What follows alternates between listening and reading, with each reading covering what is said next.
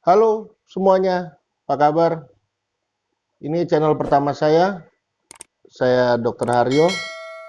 Eh, Sebagai instruktur atau pengajar medis di suatu sekolah tinggi pelayaran,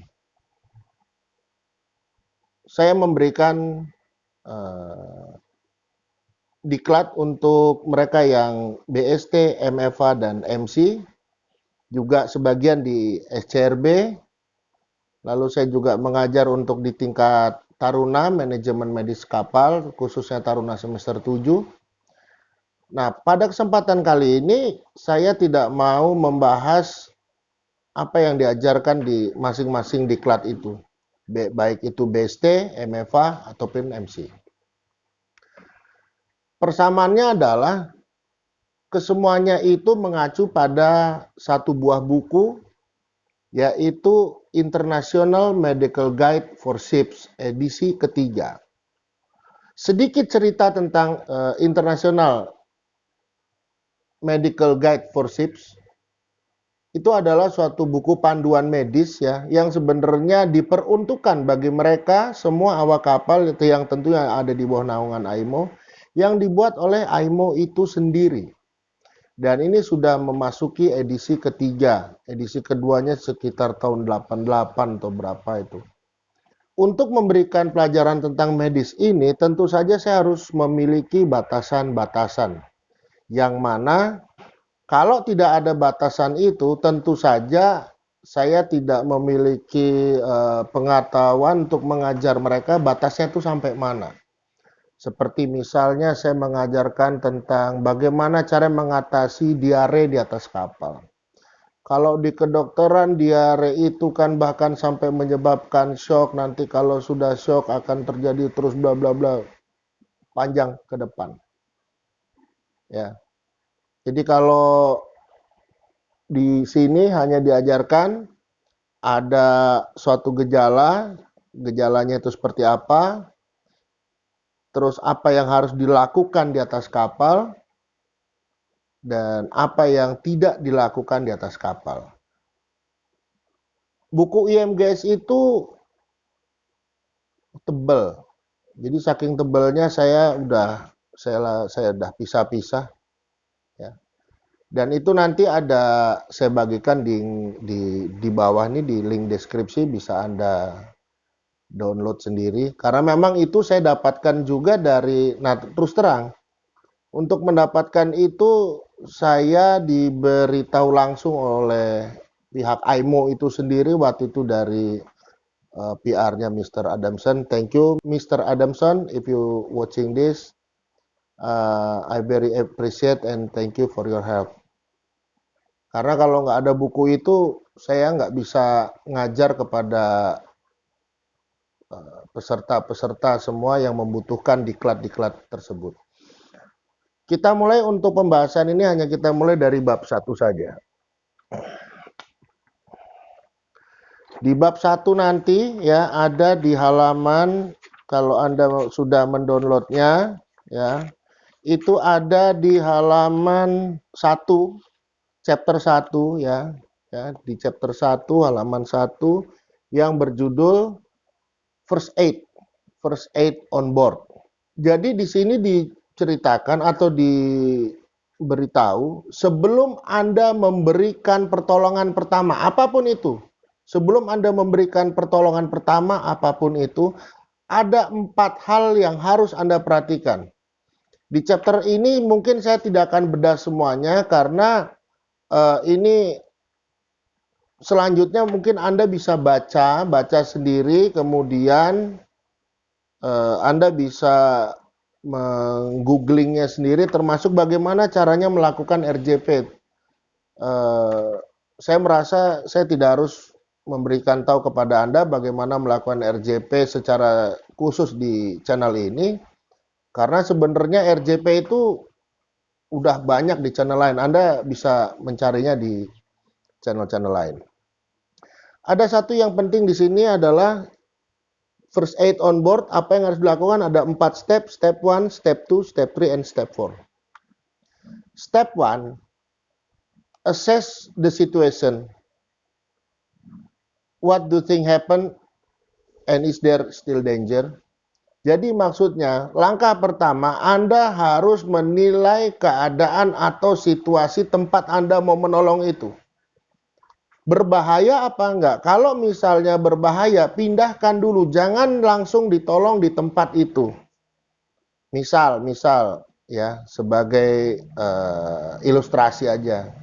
Saya hanya seorang dokter, saya nggak ada background pelaut, hanya saya dipercayakan dari institusi saya untuk mengajarkan medis di diklat ini. Ceritanya ini ada sebuah kebakaran di atas kapal, lalu ada orang yang terkena, lalu pingsan. Nah, orang tersebut kan mau Anda tolong.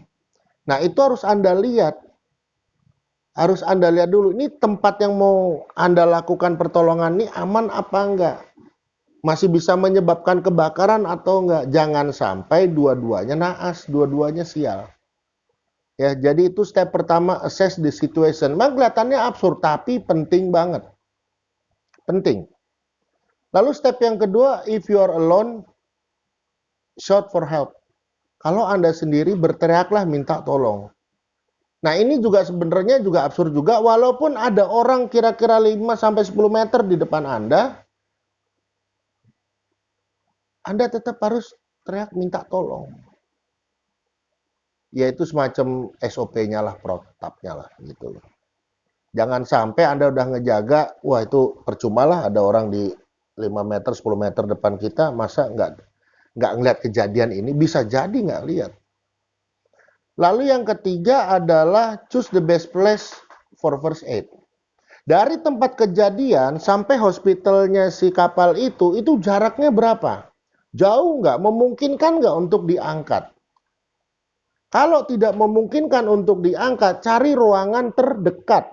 Ruangan terdekat yang satu, ruangannya itu harus bersih. Yang kedua, ruangannya itu memiliki ventilasi. Lalu yang ketiga, di ruangannya itu gampang terdapat sumber air. Syukur-syukur sih ada kamar mandinya. Tapi yang namanya air, ventilasi, dan bersih itu harus, kalau bisa ya yang sejuk juga alias ada AC-nya. Lalu step yang ketiga, itu tadi step yang ketiga ya, choose the best place for first aid. Cari tempat untuk melakukan pertolongan pertama. Nah, step yang keempat adalah kalau terjadinya kepada beberapa orang, beberapa korban, itu harus diprioritaskan. Di sini ditulis if there are several injured people, prioritize. Oke, yang pertama, kalau ada dua orang, mohon maaf, ya, mohon maaf, yang satu nakoda, yang satu lagi katakanlah seorang koki, dia mengalami luka bakar, mana yang mau lebih Anda tolong? Ini sekali lagi mohon maaf, jangan pernah Anda melihat posisi mereka di atas kapal. Tapi yang Anda lihat adalah mana yang dibutuhkan.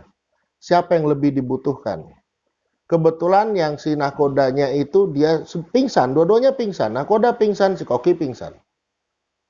Tapi begitu dicek nakoda masih ada nadinya dan napasnya walaupun lemah. Sementara si koki pingsan, dicek nadinya tidak ada, napasnya tidak ada, tapi pupilnya masih bagus. Itu artinya apa? Artinya dia masih memiliki kemungkinan untuk hidup bila Anda segera melakukan pertolongan pertama yaitu dengan cara RJP, resusitasi jantung paru. Silakan coba Anda browsing di channel lainnya tentang RJP, resusitasi jantung paru, itu keywordnya. Nanti itu akan muncul banyak sekali dalam bahasa Anda, bahasa Indonesia. Lalu yang keempat, lanjutan dari tadi selain diprioritaskan, itu pada orang yang tidak sadar. Lalu bagaimana pada orang yang sadar? Dua-duanya sadar. Mana yang harus kamu tolong dulu? Di sini ada petunjuknya. Kalau memang dua-duanya sadar, lihat ada perdarahan atau enggak.